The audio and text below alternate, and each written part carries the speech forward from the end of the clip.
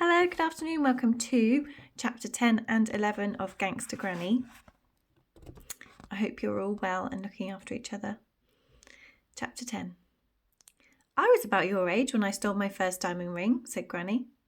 Ben was astonished, partly at the idea that Granny had ever been his age, which seemed impossible, and partly because of the obvious fact that 11-year-old girls do not usually steal diamonds. Glitter pens, hair clips, toy ponies maybe. Diamonds definitely not. I know you think you look at me with my Scrabble and my knitting and my fondness for cabbage and think I'm just some boring old dear. No, said Ben, not entirely convincingly. But you forget, child, that I was young once. What was the first ring you stole? Said Ben eagerly. Did it have a really big diamond on it? The old lady chuckled. Not so big, no, it was my first one. I've still got it somewhere. Go into the kitchen, will you, Ben, and fetch the Silver Jubilee biscuit tin from the shelf. Ben shrugged, as if he knew nothing about the Silver Jubilee biscuit tin and its incredible contents. Whereabouts is it, Granny? Asked Ben as he left the living room. Just on top of the larder, boy, called Granny. Chop, chop. Your mummy and daddy will be wondering where you are soon. Ben remembered that he had wanted to rush home for cheesy beans and sausage. Suddenly, that seemed colossally unimportant. He wasn't even feeling hungry anymore. Ben re-entered the room holding the tin. It was even heavier than he remembered. He passed it to his granny. Good boy, she said as she rummaged through the tin and picked out a particularly beautiful little sparkler. Ah, yes, this is it. To Ben, all the diamond rings looked pretty much the same. However, Granny seemed to know each of them as if they were her oldest friends. Such a little beauty, she said, as she brought the ring up to her eye for a closer inspection. This is the first one I stole, back when I was a nipper. Ben couldn't imagine what Granny could have been like young. He had only known her as an old lady, and even imagined she had been born an old lady. That years ago in the hospital, when her mother had given birth and asked the midwife if it was a boy or a girl, the midwife might have replied, "It's an old lady." I grew up in a small village, and my family were very poor, continued Granny. And up at the top of the hill was this grand country house where a lord and lady lived. Lord and Lady Davenport. It was just after the war, and we didn't have much food in those days. I was hungry, so one night at midnight, when everyone was asleep, I crept out of my mother and father's little cottage. Under the cover of darkness, I made my way up through the woods and up the hill to Davenport House. Weren't you scared? Asked Ben. Yes, of course I was. Being alone in the dark woods at night, it was terrifying. There were guard dogs at the house, great big black Dobermans. So as quietly as I could, I climbed the drain pipe and found an unlocked window. I was a very little girl at 11, small for my age, so I managed to squeeze myself through a tiny gap in the window and landed behind a velvet curtain. When I pulled back the curtain, I realised I was in Lord and Lady Davenport's bedroom. Oh no, said Ben. Oh yes, continued the old lady. I thought I might just take some food perhaps, but next to the bed I saw this little beauty. She indicated the diamond ring. So you just took it? Being an international jewel thief is never that simple, young man, said Granny. The lord and lady were snoring heavily. But if I woke them, I would be dead. The lord always slept with a shotgun by the bed. A shotgun? Asked Ben. Yes, he was posh, and being posh he liked hunting pheasants, so he owned many guns. Ben was sweating with nerves, but he didn't wake up and try and shoot you, did he? Be patient, young man. All in good time. I crept over to Lady Davenport's side of the bed and picked up the diamond ring. I couldn't believe how beautiful it was. I'd never seen one up close before. My mother would never have dreamed of owning one. I don't need jewels, she would say to us children. You are my little diamonds. I wondered at the diamond in my hand for a moment. It was the most gorgeous thing I'd ever seen in my life.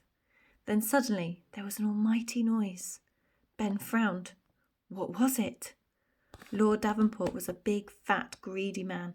He must have had too much to eat earlier because he let out the most enormous burp. Ben laughed and Granny laughed too. He knew burps weren't supposed to be funny, but couldn't help laughing.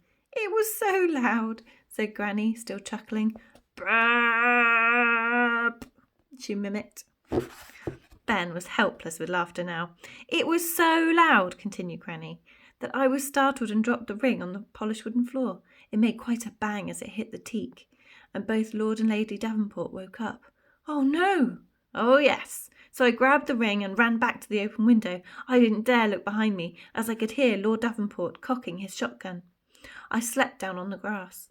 I leapt down onto the grass, and all of a sudden the lights in the house came on and the dogs were barking and I was running for my life. Then I heard a deafening sound." "Another burp?" asked Ben. "No, a gunshot this time. Lord Davenport was shooting at me as I ran down the hill and back to the woods." "Then what happened?" Granny looked at her little gold watch. "My dear, you'd better head home. Your mummy and daddy will be worried sick." "I doubt it," said Ben. "All they care about is stupid ballroom dancing." "That's not true," said Granny unexpectedly. "You know they love you." "I want to hear the end of the story," said Ben, frustrated. He was desperate to know what happened next. "You will, another day." "But Granny—" "Ben, you have to go home." "That's not fair. Ben, you must leave now. I can tell you what happened, but when you come another day." "But—" "To be continued," she said. Chapter 11. Cheesy Beans and Sausage. Ben sped home on his bike, not even noticing his burning legs and aching chest. He was going so fast, he thought the police might give him a speeding ticket. As the wheels raced around, so did his mind. Could his boring old granny really be a gangster? A gangster granny? That must be why she liked books about gangsters so much. She was one. He slid through the back door, just as the familiar Strictly Stars Dancing theme tune blasted out from the living room. He had made it home just in time. But as Ben was about to disappear upstairs and pretend he'd been in his bedroom doing his homework, Mum burst into the kitchen. "What are you doing?" she asked suspiciously. "You look very sweaty." "Oh, nothing," said Ben, feeling very sweaty. "Look at you," she continued as she approached him. "You are sweating like a pig." Ben had seen a few pigs in his life, and none of them had been sweating. In fact, pig fans everywhere will tell you that pigs don't even have sweat glands, so they can't sweat. Wow, this book really is educational. "I'm not sweating," Ben protested. Being accused of sweating made him sweat even more. "You are sweating. Have you been out running?" "No," replied a now very sweaty Ben. "Ben, don't lie to me. I am your mother," she said, pointing to herself, a false nail flying off into the air in the process. Her false nails came off a lot. Once Ben had even found one in his microwavable paella bolognese.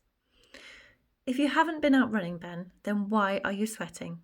Ben had to think fast. The Strictly Stars Dancing theme tune was coming to an end. "I was dancing," he blurted out. "Dancing?" Mum didn't look convinced. Ben was no Flavio Flavioli, and of course he hated ballroom dancing. "Yes, well, I've changed my mind about ballroom dancing. I love it."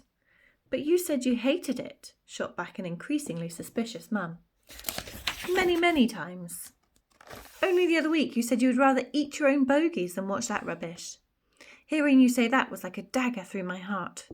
Mum was becoming visibly upset at the memory. "I'm sorry, Mum. I really am." Ben reached out a hand to comfort her, and another false nail fell onto the floor. "But now I love it, honestly. I was just watching Strictly through the crack in the door and copying all the moves." Mum beamed with pride. She looked as if her whole life suddenly had meaning. Her face turned strangely happy yet sad, as if this was destiny. "Do you want to be a professional dancer?" "Where's my cheesy beans and sausage, wife?" Dad called from the living room. "Shut your face, Pete." Mum's eyes were wet with tears of joy. She hadn't cried so much since Flavio was kicked out of the show in week 2 last year. Flavio had been forced to partner Dame Rachel Prejudice, who was so podgy, all he could do was drag her around the floor. "Well, Ben desperately searched for a way to get out of this one. "Yeah?" That really wasn't it. "Yes, I knew it," cried Mum. "Pete, come in here for a moment. Ben has got something he needs to tell you." Dad trudged in wearily. "What is it, Ben? You're not joining the circus, are you? My word, you are sweaty." No, Pete, said Mum slowly and deliberately, as if she was about to read the name of a winner at an award ceremony. Ben doesn't want to be a silly old plumber anymore. Thank goodness for that, said Dad. He wants to be... Mum looked at her son. Tell him, Ben. Ben opened his mouth, but before he could say anything, Mum chimed in. Ben wants to be a ballroom dancer. Oh, there is a God, exclaimed Dad. He looked up at the nicotine-stained ceiling as if he might catch a glimpse of the Divine One. He was just practicing in the kitchen, jabbered Mum excitedly, copying all the moves from the show. Dad looked into his son's eyes and shook his hand manfully. That's wonderful news, my boy. Your mum and me haven't achieved much in our lives, what with Mum being a nail polisher. I'm a nail technician, Pete, corrected Mum, scornfully. There is a world of difference, Pete. You do know that. Nail technician, sorry, and me just being a boring old security guard because I was too fat for the police. The most excitement I've had all year was when I stopped a man in a wheelchair speeding out of the store with a tin of custard concealed under his blanket. But you becoming a ballroom dancer, well, this is the greatest thing that's ever happened to me. The very greatest, said Mum. The very, very greatest, agreed Dad. Really, it's the very, very, very greatest, said Mum. Let's just agree it's extremely great, said Dad, irritated. Only, I warn you, boy, it's not going to be easy. If you train 8 hours a day, every day, for the next 20 years, you might just get on the TV show. Maybe he can do the American version, exclaimed Mum. Oh, Pete, just imagine, your boy a huge star in America. Well, let's not jump the gun, wife. He's not won the British one yet. Right now we have to think about entering him for a junior competition. You're right, Pete. Gail told me there's one in the town hall just before Christmas. Crack open the sparkling wine, wife. Our son is going to be a cha-cha-cha champion. A naughty word exploded in Ben's head. How on earth was he going to get out of this?